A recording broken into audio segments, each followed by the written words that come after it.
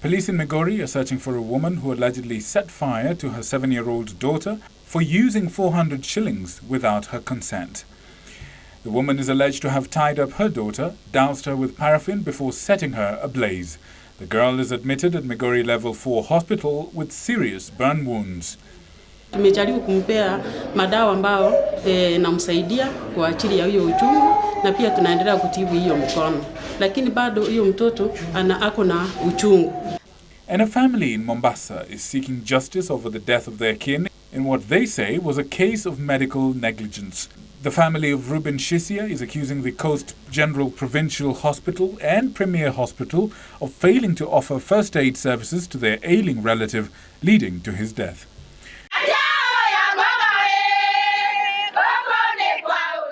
Meanwhile, calls to draft legislation that will cushion senior citizens abound, even as stakeholders marked the World Elders Abuse Awareness Day. Ruth Wanza of the Compassionate Hearts organization says that a lack of definite laws on the rights of the elderly has seen most Kenyans suffer neglect during their sunset days, further calling on the state to improve the living conditions in the country's prisons. She spoke at a charity event at the Langata Women's Prison.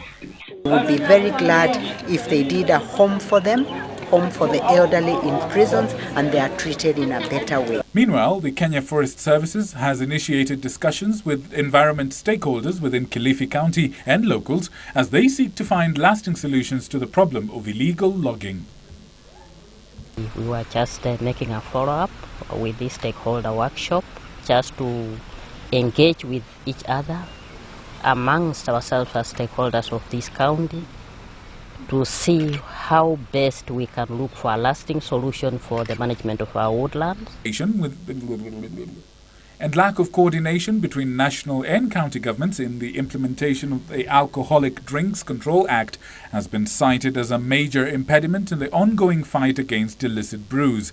Speaking in Nyeri during the launch of the Court Users Committee, the senior principal magistrate at Karatina Law Courts, Florence Masharia, said that liquor licensing was a weak point in the chain, observing that despite the law spelling out the conditions that must be met before issuance of permits to alcohol outlets, counties continue to license them to operate in contravention of these national guidelines. The mandate of giving the licenses has been given to the County Alcoholic Drinks Regulation Committee and the Sub-County Committee.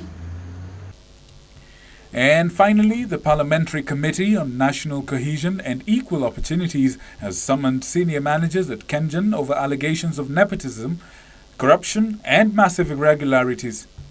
Over allegations of nepotism and corruption at their all-carrier office in Naivasha. The management of the power generating company has been accused of showing obvious favoritism to their kin during employment. They are giving jobs to their kith and kin. So that is why Naivasha people cannot get employment.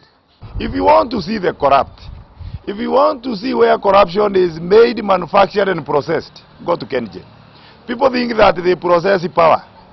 But their power is basically based. Their common denominator is what we are seeing here, corruption.